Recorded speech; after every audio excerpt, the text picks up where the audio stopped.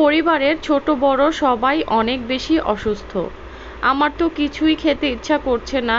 কি খেলে ভালো লাগবে সেটাই আমি ভেবে পাচ্ছি না। ভাবলাম যে একটু শুটকি ভুনা করি, আবার দেখলাম যে ফ্রিজে অনেকগুলো লতা আছে, এগুলা যদি না রান্না করি নষ্ট হয়ে যাবে। তাই ভাবলাম যে শুটকি দিয়ে লতা রান্না করি। আর এখানে কিছু পাতার বড়া করব, ডালের বড়া করব। অনেক দিন ধরেই আমার ইচ্ছা করছে ঝাল বেশি করে দিয়ে ডাল দিয়ে বড়া বানানোর, কিন্তু শরীরে আর একদমই কাজ করছে না। নিজে যে একটু চেষ্টা করব কিছু একটা তৈরি করে খাওয়ার, সেটাও ভালো লাগে না। আপনারা যারা একা থাকেন তারাই আমার কষ্টটা বুঝবেন, যে একা থাকা যে কতটা কষ্ট, আর যদি থাকে শরীর অসুস্থ। এখন হচ্ছে এই যে আমি শুটকি রান্নাটা করে ফেললাম, রান্নাটা কেমন হয়েছে অবশ্যই বলবেন। আর এখানে ভাত বসিয়ে দিয়েছি আর ডালের বড়া বানাচ্ছি। একটু ঝাল কমই দিয়েছি কারণ আরিয়ান বাবুও খাবে। আর এ তো আমার এইরকম করে বড়াগুলো বানানো হয়ে গিয়েছে। আমি ফার্স্ট টাইম ডাল দিয়ে এইভাবে পাতার বড়া বানালাম। ঈদের পর বাসায় এসেছি, টুকটাক তো বাজার লাগবেই, তো চলে গেলাম আগরাতে টুকটাক বাজার করার জন্য। ছোট্ট সোনামণির জন্য আমি দুধ ওর পছন্দের খাবার এগুলাই কিনবো। আরিয়ান বাবু অনেকটাই অসুস্থ, ওকে ডাক্তার দেখিয়েছি, দেখিয়ে ওষুধ খাওয়ার পর একটু কমেছে। সবাই দোয়া করবেন যাতে করে আমরা সবাই সুস্থ হয়ে যাই।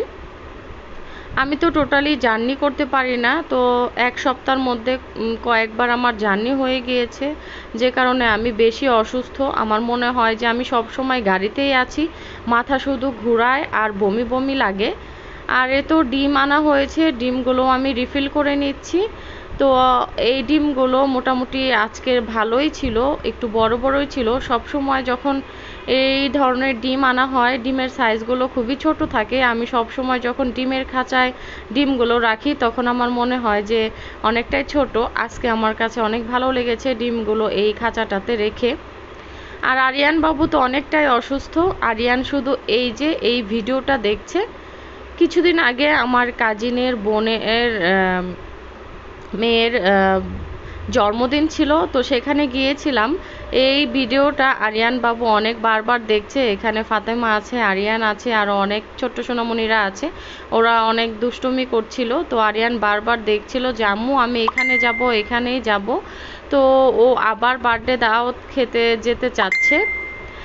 তো শরীরটাও অনেক খারাপ, আমি ভয়েস দিচ্ছি আর আমার শরীরে অনেক ঘাম ঝরছে, কারণ একটু আগেই আমি ওষুধ খেয়েছি। আপনারা সবাই আমাদের জন্য দোয়া করবেন যাতে করে আমরা সবাই খুব তাড়াতাড়ি সুস্থ হয়ে যাই। আর আমি চেষ্টা করব ছোট্ট ছোট্ট কিছু ভিডিও ক্লিপ আপনাদের সাথে শেয়ার করার জন্য। আজকের ভিডিওটি কেমন লেগেছে আমাকে কমেন্টের মাধ্যমে জানাবেন। আর আমাদের পরিবারের সবার জন্য অনেক বেশি বেশি দোয়া করবেন। আজকের মতো ভিডিওটি আমি এখানেই শেষ করব। ভালো থাকবেন, সুস্থ থাকবেন। আল্লাহ হাফেজ। আসসালাম।